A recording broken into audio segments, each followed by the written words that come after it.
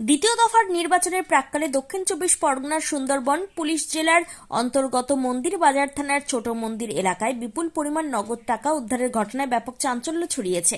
ভোটের আগে এমন ঘটনায় রাজনৈতিক মহল থেকে প্রশাসন সবাই সতর্ক হয়ে উঠেছে। ঘটনার জেরে ইতিমধ্যেই তদন্তে নেমেছে মন্দির বাজার থানার পুলিশ। পুলিশ সূত্রে জানা গিয়েছে, নির্বাচনকে সামনে রেখে গোটা এলাকায় নিরাপত্তা ব্যবস্থা জোরদার করা হয়েছে।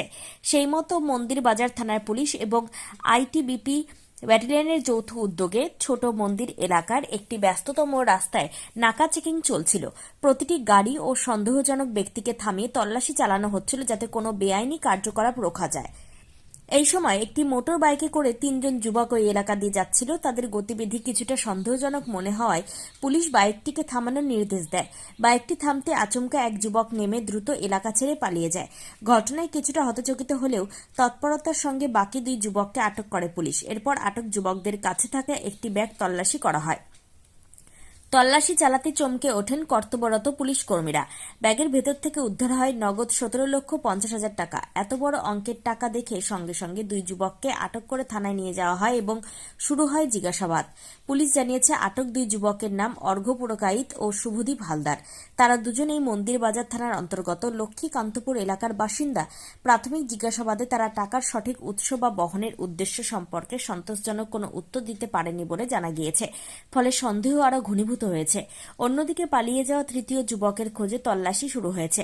তার পরিচয় জানার চেষ্টা চলছে এবং সম্ভাব্য সব জায়গায় নজরদারি বাড়ানো হয়েছে। পুলিশ মনে করছে এই 3 জনের সঙ্গে আরও বড় কোনো চক্র জড়িত থাকতে পারে, যার তদন্তে নেমেছে তারা। ভোটের আগে বিপুল পরিমাণ নগদ টাকা উদ্ধারের ঘটনা নতুন করে প্রশ্ন তুলেছে, এই টাকা কি ভোটে প্রভাব খাটানোর উদ্দেশ্যে আনা হচ্ছিল, নাকি এর পেছনে অন্য কোনো অপরাধমূলক উদ্দেশ্য রয়েছে? নির্বাচন কমিশনের কড়া নজরদারির মধ্যে এই ঘটনাকে অত্যন্ত গুরুত্বপূর্ণ বলে মনে করছে প্রশাসন। উল্লেখ্য, নির্বাচনের সময় বেআইনি টাকা, মদ বা অন্যান্য সামগ্রী বিতরণ রুখতে নির্বাচন কমিশন বিশেষ নজরদারি চালায়। সেই কারণে বিভিন্ন জায়গায় নাকা চেকিং, ফ্লাইং স্কোয়াড এবং স্ট্যাটিক নজরদারি দল মোতায়েন করা হয়।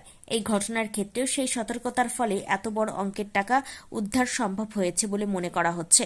পুলিশ জানিয়েছে, উদ্ধার হওয়া টাকা বাজেয়াপ্ত করা হয়েছে এবং পুরো বিষয়টি খতিয়ে দেখা হচ্ছে। প্রয়োজনে আয়কর দপ্তর এবং নির্বাচন কমিশনকেও বিষয়টি জানানো হতে পারে। পাশাপাশি আটক 2 যুবকের বিরুদ্ধে আইনি পদক্ষেপ নেওয়ার প্রস্তুতি চলছে। এই ঘটনায় স্থানীয় বাসিন্দাদের মধ্যেও ব্যাপক চাঞ্চল্য ছড়িয়েছে। অনেকেই মনে করছেন, ভোটের আগে প্রশাসনের এমন কড়া পদক্ষেপই স্বচ্ছ ও অবাধ নির্বাচন নিশ্চিত করতে সাহায্য করবে। সব মিলিয়ে নির্বাচনের ঠিক আগে সুন্দরবনের এই টাকা উদ্ধার কাণ্ড ঘিরে বাড়ছে রহস্য। পলাতক যুবককে গ্রেপ্তার এবং টাকার উৎস উদ্ঘাটন হলেই পুরো ঘটনার আসল চিত্র সামনে আসবে বলে আশা করছে পুলিশ ও প্রশাসন।